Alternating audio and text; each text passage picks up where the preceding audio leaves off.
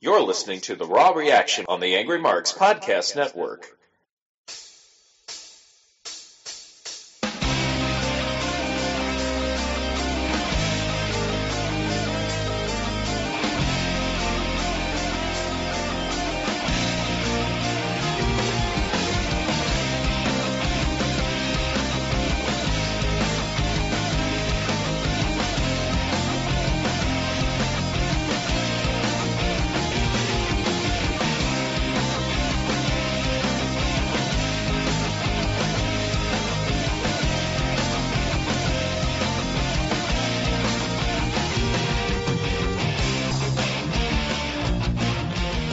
It's another Monday night.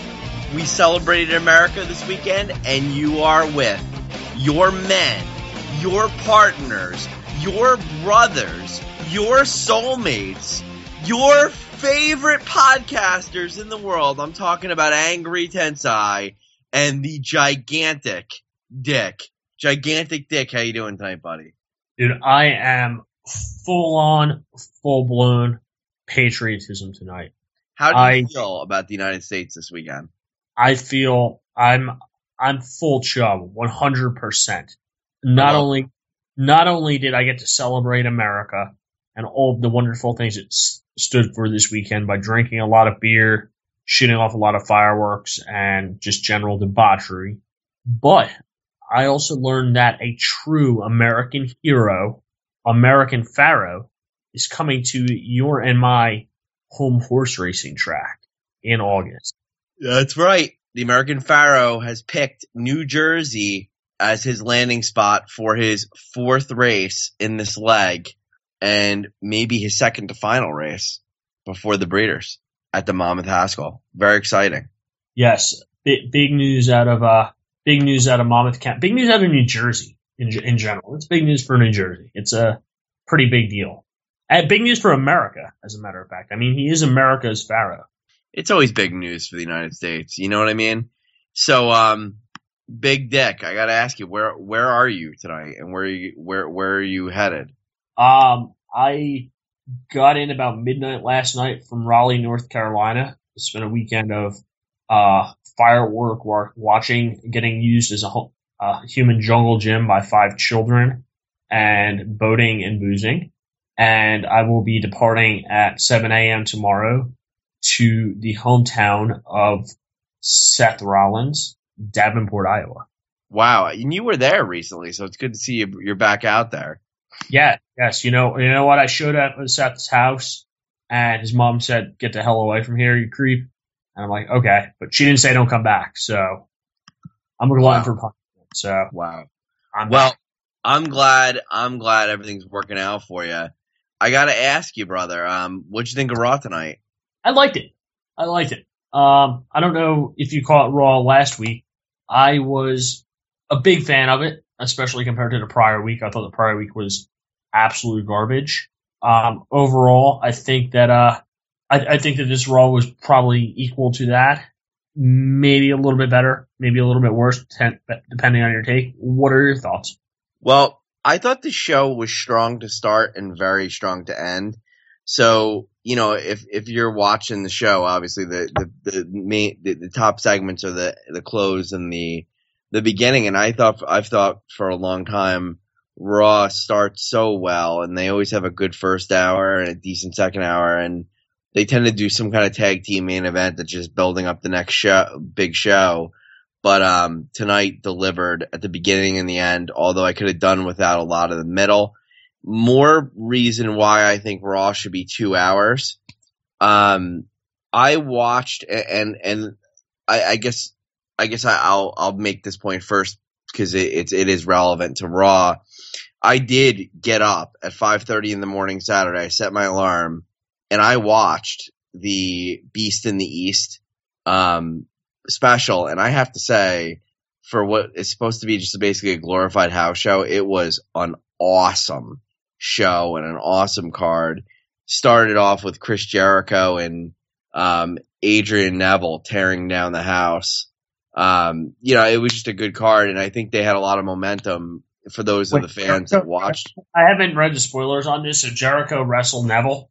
Yeah, it was awesome. Wow, I could see being a really, really good match. And I don't know. Do you still have Raw or the WWE Network? I do. I probably need to watch that. I'm not going to tell you. I'm not going to give away anything from that night. I want to see a spoiler. I was going to make a guess on it. But, no, it's such a quick show. It's only 2 hours. You could get through it. I mean, if you skip the Divas match and you don't watch the tag team main event, I mean, you could watch everything that mattered in about an hour. Fair enough, man. I will. I'll check that on WWE. Well, where I'm going with it, I feel like that show has gotten very good reviews from what I read on the net, and they had a lot of momentum coming into tonight, and they didn't waste time on that. So. You know what? I can say this, Big Dick. I'll give you one spoiler because they said it on the air, and it's so obvious. Obviously, Brock went in there and kicked the crap out of Kofi. And, obviously, from what you heard tonight, Xavier and Big E Langston actually made the trip for what equated to about a 30-second spot.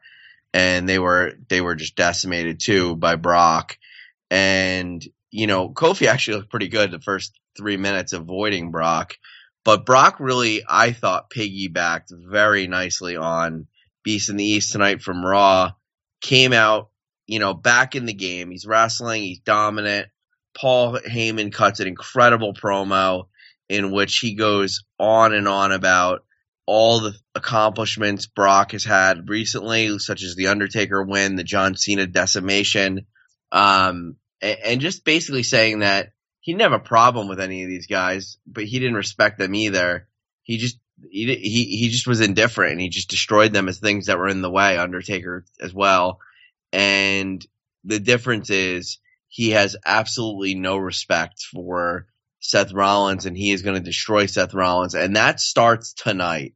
And the crowd really ate that up, and I thought that was an effective segment, and it was a great start to the show. Wouldn't you agree? Yeah, this really was a nice segment to see. I think that we've gotten past the days of the, hey, let's watch Triple H come out with Seth Rollins and Stephanie McMahon and Kane and J&J Security and Big Show. We've gotten past that, and it's taken about 6 months, but I think they realized that opening the show with anything but that is a very good thing. And you know what? I mean, they should probably be, in reality, there should probably be about a half dozen people that they can open the show with. Right. I think that obviously Lesnar, Heyman is one. I mean, you got the Authority could be one. Maybe just Seth Rollins. Cena's opened the show so many times in the past, but you know what? At the work rate he's doing right now and the performances he's putting on right now, I wouldn't mind seeing him open the show. I think Kevin Owens could open the show. And then I'm going to say I think this is my 6th. I'm going to say Dean Ambrose / Roman Reigns. If they can, I'm in agreement with everything you just said there. I think you're right. You position your best people, and Brock certainly did that, and he is one of those people. And I think when he finally got his hands on Seth Rollins tonight, you had one of those memorable moments. And it was midway through the show. Seth Rollins was showing his love to his Authority family. He sent Kane on vacation, and we got to see great pictures of Kane on his trip, which were totally they were absolutely hilarious. Yeah, I think the joke is so funny that they were so obviously photoshopped. It made it very funny. And Kane looked like he was having a really good time. Did any of them involve a "Fuck ISIS" T-shirt?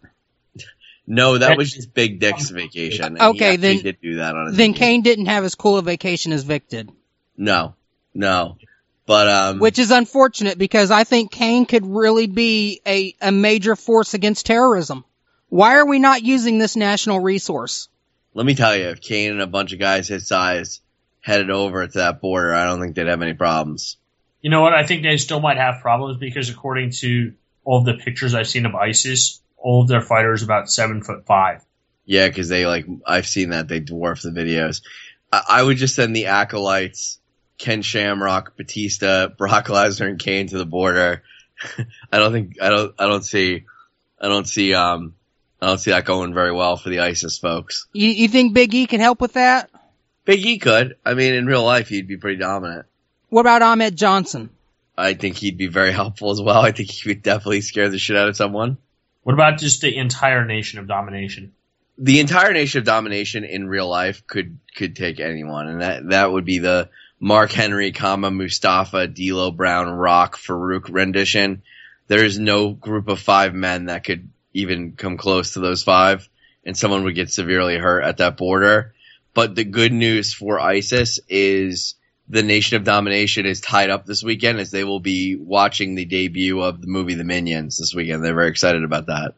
I heard D'Lo Brown is actually wrestling at a house show, Bayville World Wrestling Federation house show in Lacey Township, New Jersey. Isn't that really happening? I know there is one, and it's supposed to have Spike or Squirt Dudley and one half of the Hollies, one who's still alive. Hardcore. And, yeah, and I think that's about it. Possibly making a special guest appearance as the Honky Tonk Man. How exciting. I'm glad I'm not going to say it. Well, one of the gifts that Seth Rollins got for J&J Security was a Cadillac. They were driving around town. And in one of those memorable WWE moments, kind of like Kurt Angle with the milk truck, Stone Cold with the Beer. milk truck, the beer truck, and then someone sprayed. Who was the shit truck that sprayed feces over everybody? Was it DX, or they had the slime? Oh shit! DX had the slime. I forget who did the shit truck. That was cool. I don't remember who did it. I just remember the crap, and I remember Stephanie McMahon and a bunch of people swimming in it. But my God, Brock Lesnar absolutely destroyed this Cadillac with an axe, and man, it looked legit to me. I mean, it looked like a real nice Cadillac, and he put an axe through the door, broke all the windows, then broke the other door, and literally ran through it with his body. It was awesome. He also threw the door about 50 feet and then suplexed half of J&J Security into the hood of the car. Oh, yeah. I like that spot where he, I guess, broke Jamie Noble's arm with the Kimura. I love that spot, and it looked legit to me, even though it's not. But, oh, man, it looked great. It looked really good on TV. It looked like he purposely snapped his arm and just dumped him. And then he just flung Mercury into the windshield of the car. I mean, it was brutal. For those of you who didn't see it was absolutely brutal. And I assume Noble will be coming on the air with a cast or an arm sling next week. But my God, it was brutal. Lesnar just looked awesome, as he did at Beast in the East.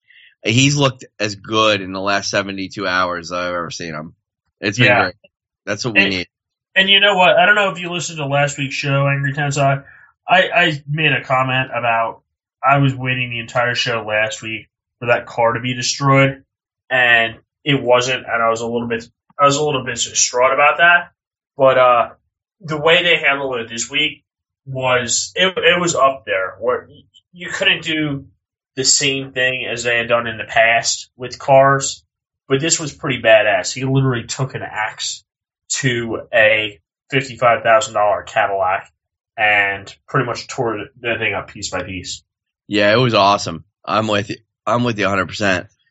It was one of the coolest things I've seen. And I don't care who whether it's Battleground or SummerSlam where they have the decisive ending. Seth Rollins is not getting past Brock Lesnar. Brock Lesnar's getting his title back. It's pretty abundantly clear to me. No one's stopping him.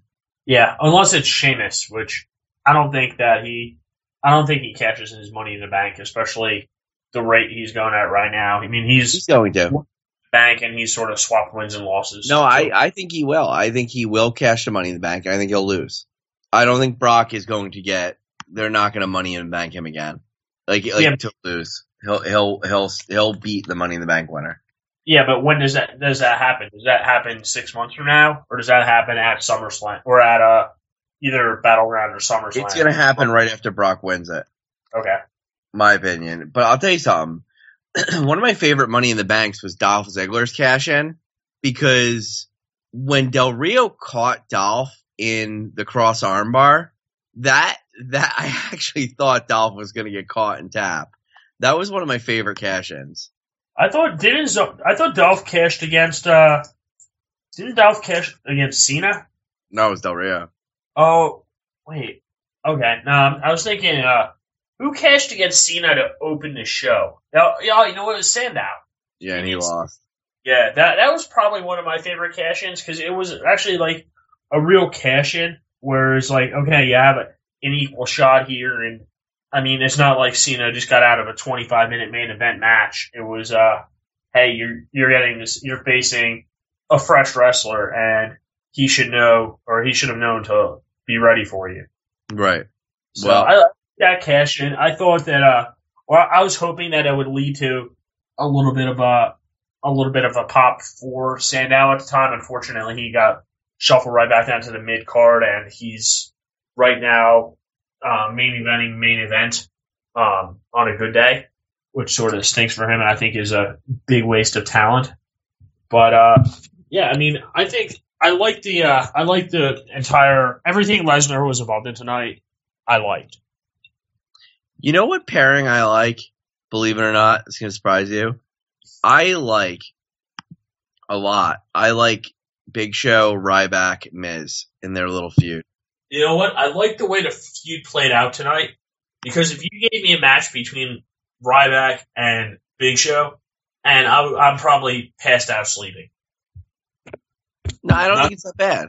I thought. I mean, it was an okay match. But the thing that saved that match was literally having Miz on the outside, provoking, and starting shit.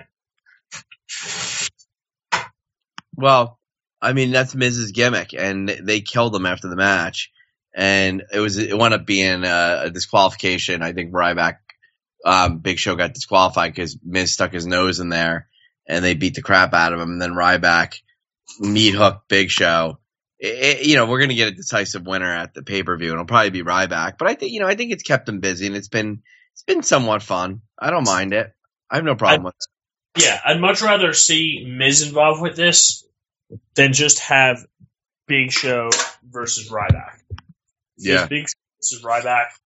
Oh my god, those matches, freaking brutal. I mean, Miz is sort of the wild card of this feud here, which I like, and I think he can pop out being the undisputed champion. You know what I do? Do you want to know what I do mind? What's that? I'll tell you what I mind. I mind the feud between Rusev and Ziggler. I've had enough of it. You know what? I don't know. Jury's still out on that because last week I'm thinking they're leading towards a fight between Summer Rae and Lana. And you want to see this because? I literally thought a Battleground we're gonna have a second women's match, and I love women. Don't get me wrong. I mean, you do love women. Yes, I mean, Big Dick needs to be kept occupied. However, you don't need a second match with women on a pay-per-view unless it's gonna be like Stephanie McMahon and Ronda Rousey or Rossi or whatever. Well, people want to see the divas, don't they? They want to see the divas, but they want to see them in sex videos or maybe one divas match at a pay-per-view. Yeah. Do you think we'll see any new diva pictures or anything that gets leaked or anything controversial anytime soon? You know what? There's always hope. I mean, these days, shit. It's like I feel like I'm the only person who doesn't have a sex video out. Yeah, it's true. What about Jumpin' Jeff Farmer? Who's that? Kev, you know Jumpin' Jeff Farmer? Kevin? Mr. Killer Kev? Sounds familiar. You don't know Jumpin' Jeff Farmer, the infamous interview from IPW where he's asked about his feud with Motley Cruz, and he says, "Motley Cruz, I don't like when you turn the tables on me, and you turn them in a way that I don't like, and you turn your back, and you backstab me. I'm gonna go full force the next time we fight." You don't remember that meme on the internet? I'm shocked, guys. I think Jumpin' Jeff Farmer is going to be the guy to beat the John Cena challenge. I think he's going to be the guy who has a sex tape for that. No, I don't think anyone can beat Jumpin' Jeff Farmer. In fact, I'll play a little Jumpin' Jeff Farmer for everybody right now because they will know this.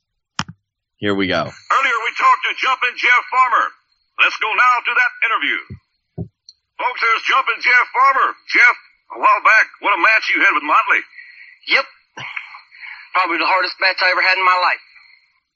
But I don't like it when things aren't going my way. Motley Cruz, you turn the tables on me. You turn the tables in a wrong way.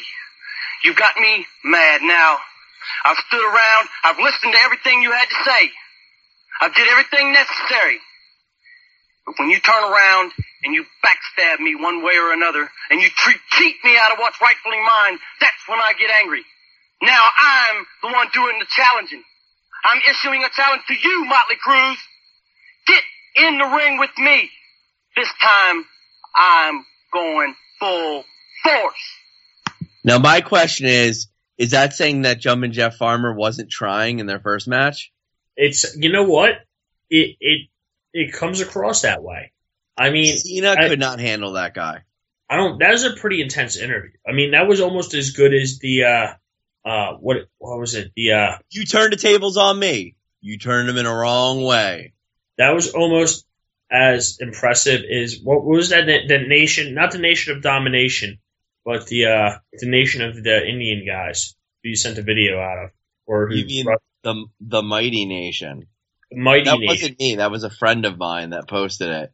Because I'm nowhere to be found. But you mean the Mighty Nation of IPW? You mean these men in this promo? Ladies and gentlemen, Standing Bear and Red Eagle, Mighty Nation. Buddy Lee, we're here for one reason. Take scalps, show no mercy. Tell them, Standing Bear. That's right, IPW. We're here to make a name for ourselves, and this is where we start. Now to the ring. Standing Bear. Tell them, Standing Bear. I love my country cowboys pretending to be Indians. I mean, this IPW, folks, is a gold mine. It's a gold mine. You guys have to Google the IPW. There's a user called Honeydew Wilkins that posts all these videos. In fact, and this is the last one, there is the gorgeous JR, who is this fat, out-of-shape, bearded guy who looks like he's 50. Welcome to the IPW, the gorgeous JR. JR, welcome. That's right, Mr. Lee. The gorgeous one is here after many weeks of contract negotiations. The JR and the IPW have finally got it together. 235 pounds of twisted steel and sex appeal. The men's fright and the women's delight. The toast of the coast with the utmost. And so fine, so very fine. I'm here for one reason and one reason only. That's to go after the gold and be the number one contender in this organization. I'm coming after all these wrestlers in the IPW. All of them, beware. JR is here. He's going to be there. He's going to be after you. So all of you get in line. I'm here for one reason, and that's to be number one. Ladies and that is the gorgeous JR, who is so fun, so fun. He is an absolute mess. And then there's literally like two more 30-second skits where gorgeous JR loses 2 matches in a row, and he feels there's a conspiracy against him, and he gets more mad. And here's his next interview. The gorgeous JR. That's right, the gorgeous one's here. And I've got something to say. I'm not too happy about the way things are going right now. Things are not going to suit the JR. I'm going to find out what's going on. I'm going to get to the bottom of it. I'll go straight to the promotion if need be. I'll go with the referees, whoever. Things are not going the way JR needs them to go. So I will find out what's going on, and I'm going to do something about it. I will get to the bottom of it. It's a gorgeous one. So he will get to the bottom of it. And then this was the end of gorgeous JR. Wow. That's it's continuing to go just like it was before. I don't know what's going on around here. Things are just not right. I'm trying to get to promotion. They won't talk to me. I'm trying to talk to referees. I'm trying to talk to somebody with some authority. Nobody wants to talk to JR. What's going on here? It's getting to be like a conspiracy against me for some reason. I've done nothing but come in here, win matches, do my best, and I guess somebody don't like it. They're conspiring against JR for some reason. And believe me, I am going to get to the bottom of this if it's the last thing I ever do. I don't like to be conspired against. I'm not going to have it. Now, let me tell you, Vic, Gorgeous JR was 100 times more interesting than that piece of crap Roman Reigns Sheamus match we had to watch tonight. Yeah, I don't know about I don't know what the hell they're doing with these matches. I mean, I feel like they should just set up a time limit for Timeout. Let me throw this out there. So here's what we have. Roman and Sheamus put on actually a decent match for about 10 minutes, okay? Goes back and forth. Looks like Roman's going to win the match. Out comes Bray Wyatt. He does the same thing he always does. Distracts Roman Reigns. Talks about all the bullshit. Roman Reigns comes running out. He gets counted out. Randy Orton comes out of nowhere. Takes out Sheamus. Okay, we set up our matches for the pay-per-view. Wah, wah, wah. No decisive winner. I'm tired of matches that don't have a winner. What you just heard, Gorgeous JR, doesn't that how unique was that minute and 30 seconds of interviews? You know what? That was better than 15 minutes of Sheamus and Roman Reigns match because there was actually a payoff at the end of it. Now, let me ask you something, Kev. Why wouldn't WWE, for no other reason than humor, bring out guys like the Mighty Nation, Gorgeous JR, and Jeff Farmer? These guys are obviously entertaining. I couldn't tell you. Could we find and track down the Gorgeous JR and Mighty Nation? Imagine if we could have these guys on our shows. How much Gorgeous JR, you gotta guys tell me that was great mic work. That's better than 50% of the WWE right there. I don't know. Why? I tell you what, though. You get me their contact information, I will set up an exclusive interview. Did you think the Gorgeous JR was intriguing to you? He's all right. And you haven't even seen him on film yet. You're saying he's all right. That's Buddy Lee, we're here for we're here for one reason. Take scalps, and no mercy. Well, here's my thing. Isn't that two things? And why is everybody here for one reason in this federation? They all have a promo where they say they're here for one thing. You guys got to take a look at this. It was based out of Arkansas. It was a promotion called the IPW.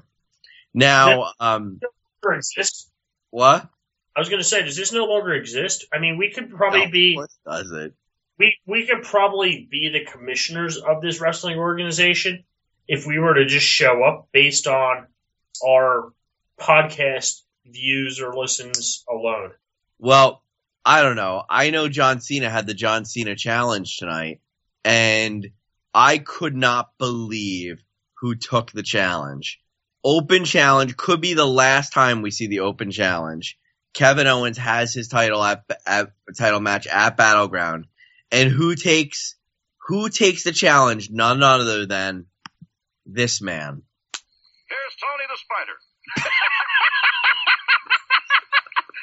If you people only knew. Now to the ring. Ladies and gentlemen, here's Tony the Spider. I love Tony Spider. He just gets in the mic and laughs at the interview. Guys, come on. Is this IPW gold or what? Come on, guys. Dude, can we, number one, can we join this promotion? It's dead. It's defunct. But this is the best stuff I've ever seen. Listen, so this was such a short skit. Guys, listen to this. Buddy Lee is interviewing Tony the Spider, and Tony, tell us what's going on. Here's Tony the Spider. If you people only knew. What, like, how awesome of a promo that is. That is short and powerful. Guys, that's how you cut a promo. You know what? That promo is very, what's his name? That promo is very anti-Roman Reigns. I feel like we're talking about what Bray Wyatt's supposed to be. And let me tell you something. I have great news for everybody tonight. Tony Spider is your new United States champion. Maybe not. This was a great moment on Raw tonight, and you know there was, like I said, Brock Lesnar's confrontation with Seth Rollins was great, but this is one. You guys have to realize whether you like him or not, and I think we're all on the same page now. I think I've grown with the WWE fan base, and they've grown with me. I think everybody's in agreement. John Cena is legit, and he's the man. He is an all-time legend. And every time we keep saying that these John Cena challenges can't get any better, they go and do this. John Cena originally was going to fight Kevin Owens. Kevin Owens was ready to go. Kevin Owens wanted the match now. Cesaro comes out and he said, you know what, man?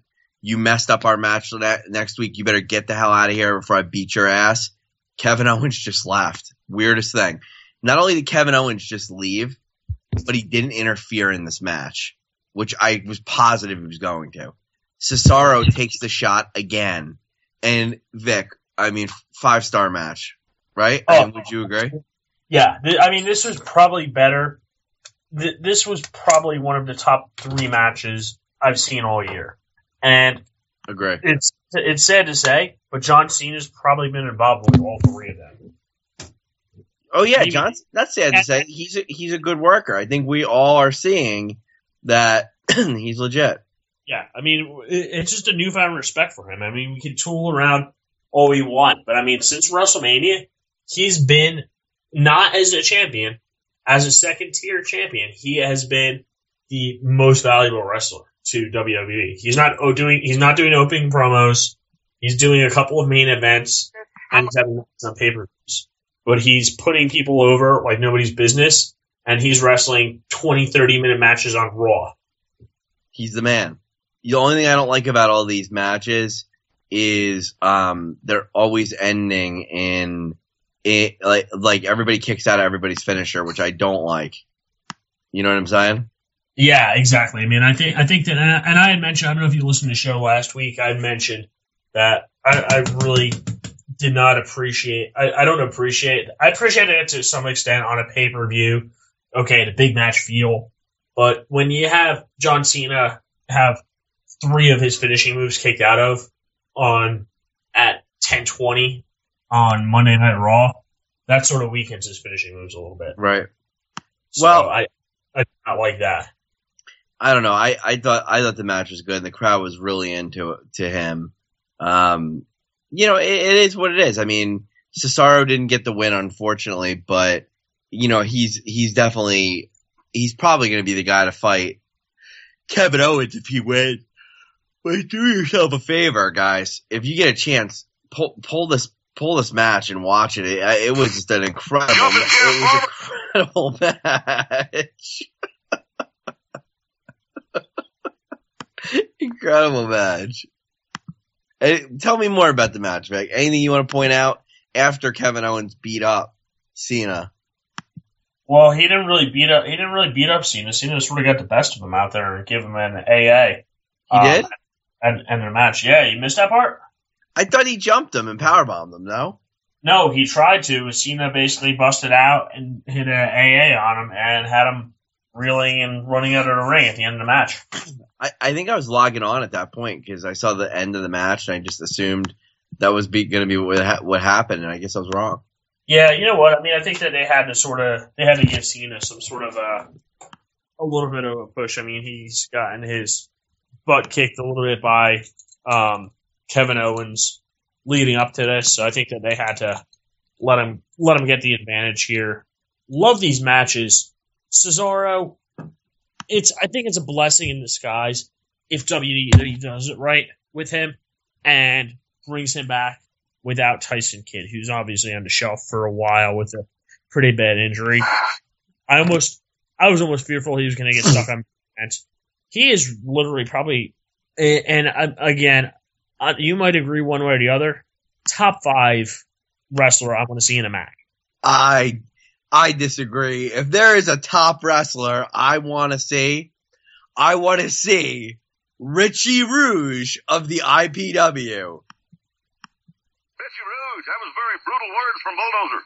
You know something, Bulldozer? You proved to me that you're not a real man. You came out here, you challenged me, and I got in the ring with you, pinned you 1, 2, 3. You couldn't accept that. You couldn't be a real man, so you had to jump me from behind. Well, Bulldozer, the tables have finally turned now, and I'm out here, I'm challenging you. It doesn't matter where I have to go or what I have to do, brother. I want you in the ring. And you look at me, I'm a little guy at 5'10", 215 pounds, bulldozer. You may not think I'm big enough for the job, but brother, just grab a hold of me and watch me grow.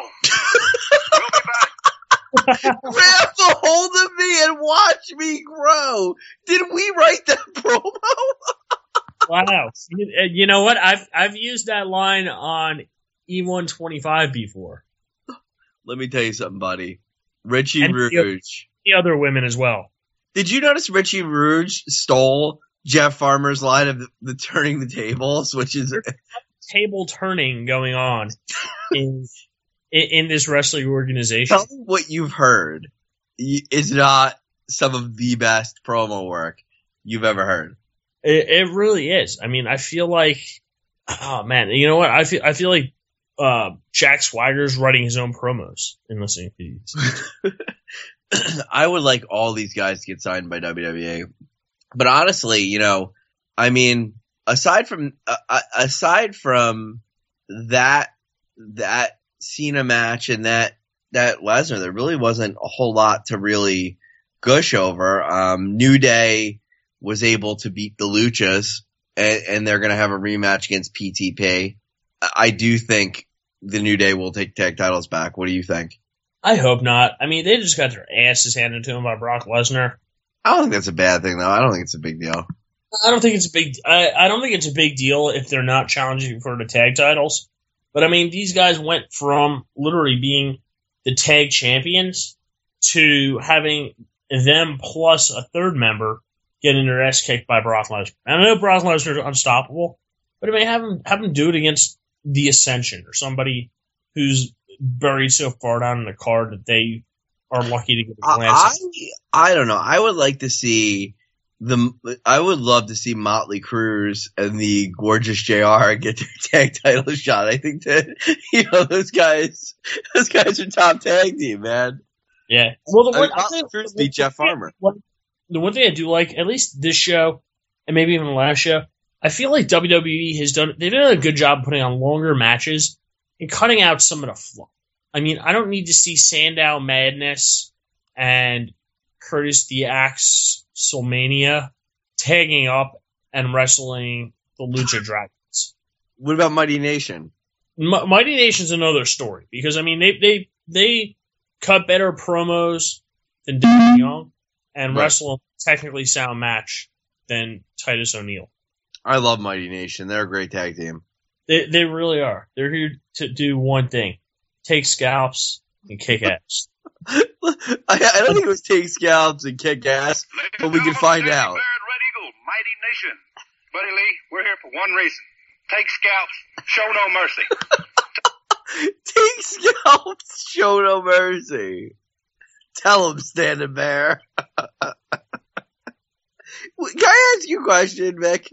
Let me throw some out there to you. You know what I mean?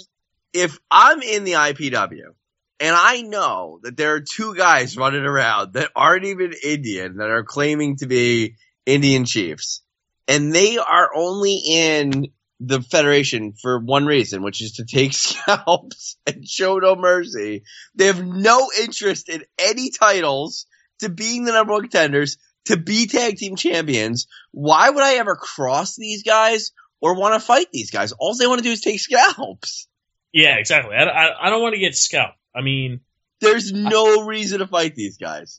I don't know. I mean, they were there. Apparently, they were there to have not only take scalps, but have no mercy. Well, one of those things. They show no mercy. These guys are nuts. But here's what's funny. I think that was Red Chief or Big Chief. Standing Bear seems like a really nice guy. He's like, we're just here to prove ourselves, and we're gonna make a name for ourselves. So, whereas Red Eagle is much more aggressive, and to the point that he's gonna basically kill you. I mean, this guy, I would not cross Red Eagle. You know what I'm saying? Yeah, I mean, Red Eagle worries me a little bit. He's a pretty intense guy. Their finisher, though, there's a video that goes with that promo that shows them wrestling. And one of the wrestlers coming off the ropes is going like diagonal. And Red Eagle goes to chop him, but he's like so lazy that he can't completely connect, and the guy sells it anyway. And they win off that move. I'd like to call that finisher the half-ass chop. I was going to say one thing better, the half-ass scalping. The half-ass chopped. Their finisher move. These guys are awesome. But, dude, IPW is like WWE. They should do a talent exchange. There's so much talent in this federation, man.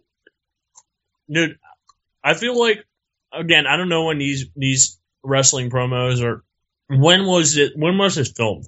1985. I was going to say, I feel like let's say 1985 or 95? 85. Okay. Yeah, I mean, I feel like there were just, again, I don't know all this camera work, mumbo jumbo, but I feel like there was like, okay, guys, you have one take and one take only. We don't have a rewind button on this VHS camera. They have a guy named Wild Bill Ass. Ass. I was gonna say, what's his name? Baldy could have been videotaping this at the age of 6. No, but can you believe the guy's name is Wild Bill Ass? Wild Bill Ass. Think about it. That's a great name. That's an intriguing name. He sounds like a contender. Well, I don't know. Tony Spider might be my favorite of all the wrestlers, to be honest with you, because he just thinks everything's funny. Yeah, he is the Bray Wyatt of this wrestling federation. Do you think Kane is going to challenge Brock next week on Raw when he gets back from his vacation? You know what? I don't think so. I think that Brock might need a week off. I mean, WWE spent some big money these last couple weeks with Brock Lesnar actually getting in physical confrontations. I mean, this has got to be costing him what, like $250,000 a pop? Yeah, I mean, he's looking out for his boys. He's sending them on great vacations, sending them to do great things. I want to be friends with Rollins. Yeah, I mean, I've never been to Hawaii before. I mean, I think that'd be really nice. I mean, you saw how much fun Kane was having out there. That's the type of guy he is. You know what I mean? Hey, you know what? I'm sure he probably even made sure to have an insurance premium on J&J Security's car. Well, you know who was driving that car? Who's that? The gorgeous JR. I'm telling you, I'm in love with IPW. I have a single track mind tonight. Yeah, it's a pretty solid wrestling. I'm not gonna lie. I watched some of their shows and I'm like, wow. It's like, are these guys still around? If not, why not? Do you know Rockin' Randy Bryant? I do not. Tell me about him, please. I can say a little bit about him. There's Randy Bryant. Thank you, Buddy Lee. I come to the IPW for one reason. Bill Ash. Bill Ash, 2 years ago, Christmas night. You took something away from me. Let's go. He is. I'm here for one reason. Bill Ass. The guy's last name is legitimately Ass. Listen to this. Bill Ash. Bill Ash, 2 years ago, Buddy Lee. I come to the IPW for one reason. Bill Ash. Bill Ash, 2 years ago, Christmas night. You took something away from me that nothing on God's green earth can replace. You broke my arm and you broke my shoulder. It's been 2 long years, Bill Ash. Let me tell you something. I'm bigger, I'm faster, He's taking and his I'm clothes stronger. off. And with all them wrestling fans out there behind me, we're taking you out, Ash. We're going to take you out. We're taking you out, Ash. I can't believe. Why would you have a Christmas night match? Like, we're taking you out, Ass. I thought that Bill Ass like ruined Christmas dinner by getting drunk and vomiting on the table or something. You're ruining Christmas dinner by making somebody wrestle you at Christmas. We're taking you out, Ass. You told my wife the ham was a little dry. You ruined Christmas. And then Ass broke his arm. Why did Ass break his arm? It must have been the ham. It must have been. I'm here for one reason and one reason only. Bill Ass. Oh man. Dude, that is awesome. Kev, Mike- did you hear some of that stuff? I was listening. What do you think of the promo work you're hearing of the superstars of IPW? You know what? These guys could really teach some of these younger whippersnappers in the IWC a few things. Don't you think? But I think the IWC would support these guys. They absolutely should. We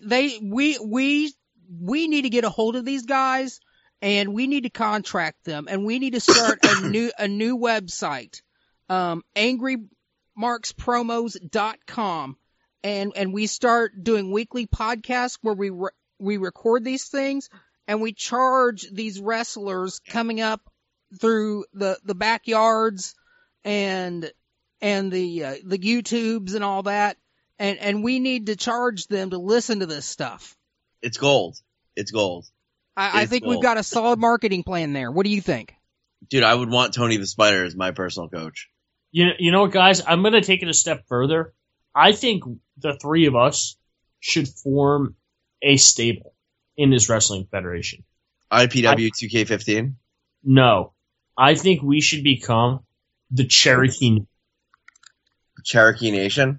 Yes. And we could drive Jeep Cherokees to the ring.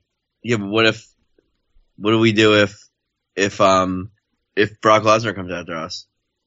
You know what? We go out there and take our beatings so we don't get our Cherokee fucked up. We give him a Cherokee of his own. Well, Tony the Spider, I actually found another interview of his. Let's hear what Tony has to say. Ladies and gentlemen, Tony the Spider. I got a new name for every opponent that gets in the ring with me. I call them pedal pushers. If you morons know anything about it, you know where I'm putting them. Tony the Spider means business in IPW, and I'm going to take everyone I can out. Anyone he can, he's going to take out. Anybody, guys. Anyone. That's intensity. And he's not laughing this time. What about if he faces the Indian Nation? You mean the Mighty Nation? The Mighty Indian Nation, yes. I don't know. I personally would try and isolate, tell him Stand and Bear. So I would try and isolate Stand and Bear because I don't think he's much of a threat. But Red Eagle is an absolute giant, and I want no part of Red Eagle. Yeah. Plus, I mean, he's ready to do one thing.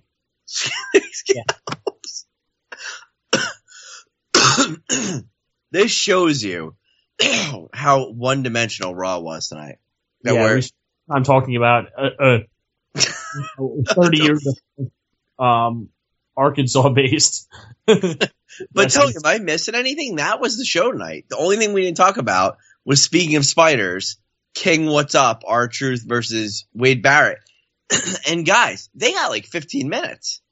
I mean, I felt like Raw was a little top and bottom heavy. They really booked to the last half an hour and the first half an hour of the show. I mean, like I said, I loved everything with Brock Lesnar, and I loved the John Cena, Kevin Owens, Cesaro thing. But aside from that, I mean, there wasn't a whole lot of show here. Yeah. You know what? I know you hated it. I'll give the Roman Reigns versus Sheamus match, I'll give it a decent thumbs up. Mostly because it was okay, but they didn't have an ending. That was my problem. Well, my problem was it shouldn't have been a count out because, I mean, you didn't see, at no point did you see the ref actually counting out. And right. Roman Reigns was not more than like a 2-second count away from getting back into the ring. And he basically beat up that guy who he thought was Bray Wyatt. Yeah. And then realized he didn't. He should have just jumped back in the ring and wrestled Sheamus. Unfortunately, you basically go back to the ring and the ref's ringing the bell and saying, hey, we counted Roman Reigns out, which is, I didn't see him doing a count in the dark. I didn't see him doing a count after that. But you know what? It's a good way to continue to push that feud. And I also liked it because it really started to build up the feud between Sheamus and Randy Orton. If you people only knew. If you people only knew. A little Tony the Spider for you right there. He's a crafty guy. You know what's funny? I'm not going to do any more. Jeff Farmer, the band now, turned the tables. They have 4 of his interviews on here. Wow. Were any of them selling Beanie Babies? No, but I would have to to get the gold that we want. I would have to really isolate before a show to get the gold we're looking for. But I don't know. I mean, I think the Beast in the East mini pay-per-view took a lot of their good ideas up, and they really worked that show to really entertain. I think Raw suffered a little bit because of it. Battleground's going to be a good pay-per-view for sure, but I don't know. WWE's got a, like the John Cena challenge kind of is cool because there's the element of surprise, and I think WWE's got to learn something from that. Like once in a while, bring in. I see NXT does this, and I like this. NXT brings in a lot of local talent or somebody who's independent that might, the fans might know a little bit about, and they'll wrestle on there, or they'll bring back somebody from the past, and I think that builds excitement. You know what I mean? Exactly. I mean, you have somebody like Rhino come out, and he's going to put on a good match, whether he wins or loses, or even Samoa Joe, where, I mean, you have somebody who's out there who everybody knows, everybody's intrigued about, but can take a loss, and it's not going to absolutely kill their momentum. Right, I agree. I mean, but think that they could bring back anybody from the past, and have them sign an 8-show contract. Bring back Steve Blackman for 8 shows. People. I think we lost me. Big Dick. We're gonna need the editing magic of Kill a Kev here, as we have a little bit of phone issues. Yeah, Vic, you there? Yeah. Sorry, I just got connected again. Me too. Like I said, a little bit of element of surprise. Sign people to mini contracts, and you can get them in there. You know what I mean? Yeah, I think that I think that you're right about that. Trying to think what else I liked and didn't like. I hate that guy who's not the king on announcing. He sucks. Who's Saxton? What's that? Saxton? Yeah, he absolutely sucks. Why? I just don't like him. I mean, I feel like I don't even feel like the announcers respect him. Like you saw, like there were segments where, I mean, JBL was literally he's a heel announcer technically, and he was pushing Lesnar over Rollins. Yeah. On stuff. The one thing I saw, and I didn't know, it looked like this happened. And this might have just been really good selling by Cena, but I thought it looked like a legit injury. When they came off the top, Cesaro did his thing where he basically looked at Cena from the outside of the ring inside to do basically not necessarily a suplex, but like just basically toss him back in the ring. That move where he uses like from the second top rope, he basically powers Cena up from standing on the side and slams him down in the center of the ring. I thought that Cena got hurt during that move and like fucked up his leg or something. Because I didn't see that. If you watched it, you see him both laying on the ground, and you can see him sort of chatting like pretty close. And then Cena put a finishing move on. Like Cena was holding his leg, he wasn't really standing up. Cena sort of got to his feet and put a finishing move on Cesaro, and then pinned him, and only got a 2 count. And he was literally looking like a freaking idiot. Like, what are you doing? We're trying to end this match sooner rather than later. But then at the same time, he also performed what the fuck was it? He performed an attitude adjustment off the second rope. Yes. So, and that was after that. So I was a little confused. It really looked like Cena was hurt, and it sort of looked like he was pissed at the ref because it felt like they were calling for a quicker finish because of the injury. He looked pissed at the giant swing. He didn't like being swung around like that. But how about Cesaro, his constant ode to his hero with the crippler crossface throughout? You know what? That can only mean one thing. That Benoit's returning? What else could that mean? I mean, they're literally calling it a crippler crossface. They did call it the Cripple Crossface on the show. They did. I mean, they might as well call it the Chris Benoit comeback tour. Right. Think about what a great tag team they would be. Cesaro and Chris Benoit. I would say this. You're in Chicago. CM Punk's in the house. What if CM Punk came back with Jeff Farmer, who did the Turn the Table promo? What if CM Punk does that promo on Raw? Would it sound something like this? Folks, there's Jumpin' Jeff Farmer. Jeff, a while back, what a match you had with Motley. Yep. Probably the hardest match I ever had in my life, but I don't like it when things aren't going my way. Motley Cruz, you turn the tables on me. You turn the tables in a wrong way. You got me mad now. I've stood around, I've listened to everything you had to say, I did everything necessary. But when you turn around and you backstab me one way or another and cheat me out of what's rightfully mine, that's when I get angry. Now I'm the one doing the challenging. I'm issuing a challenge to you, Motley Cruz. Get in the ring with me. This time, I'm going full force. Jumpin' Jeff Farmer. How do you feel about the fact that CM Punk actually reenacted that? That actually is CM Punk doing Jeff Farmer. Wow, that's impressive. That shows a lot of respect for Jeff Farmer by CM Punk. This Jeff Farmer, Jumpin' Jeff Farmer thing is so big that we actually have the man doing it. CM Punk, King of Chicago, doing it. So it goes to show you, speaking of Jumpin' Jeff Farmer, you might as well have had him in the Dean Ambrose match where he just crushed Bo Dallas. I forgot about that. That was a match as well. Yeah, you know what? I missed about 20 minutes of Raw, and I was reading on the internet about him, and I'm like, you know what? I picked pretty much the best time to go out and miss 20 minutes of Raw because it were absolutely complete garbage. You know, CM Punk made that promo sound pretty good. You know what? I think he should come back as a masked wrestler again. I would love to see CM Punk fight Motley Cruz, to be honest with you. What about CM Punk and Chris Benoit? Well, Jeff Farmer learned from his lessons, and Benoit's not going to help him, but Jeff Farmer did lose to Motley Cruz. You know that? And he said this. Jumpin' Jeff Farmer. Wow. Well, he did it. Pinned me right there in the middle of the ring. There's always a lesson to be learned every time you step in the ring. And Motley Cruz, you taught me one very good lesson. You took me out of my game plan. I couldn't wrestle my kind of match. Believe me, I learned, and I learned well. It don't take me long. Next time I get you in the ring, you're mine. New tactics, new game plan. You're mine. New game plan, you're mine. Wow. Those are intimidating words, my friend. You know, Jeff Farmer has a lot to say. He's a champion. Here's Jumpin' Jeff Farmer. Destruction Unlimited. That's what he called himself. Destruction Unlimited. Gonna put me down and I'm never gonna get back up.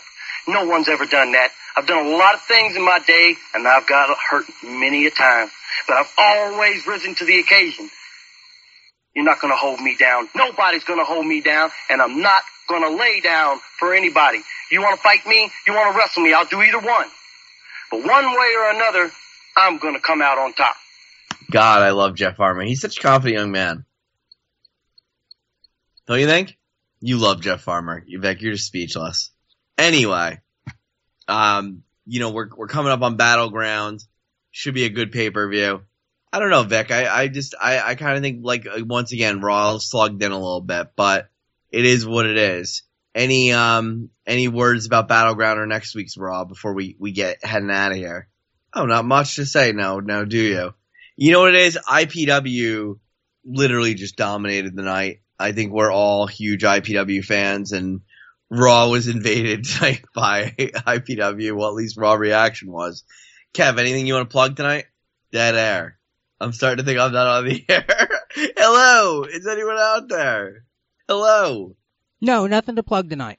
Nothing to plug tonight. Okay, well, that's good. That's good. I'm going to say we are done for the night.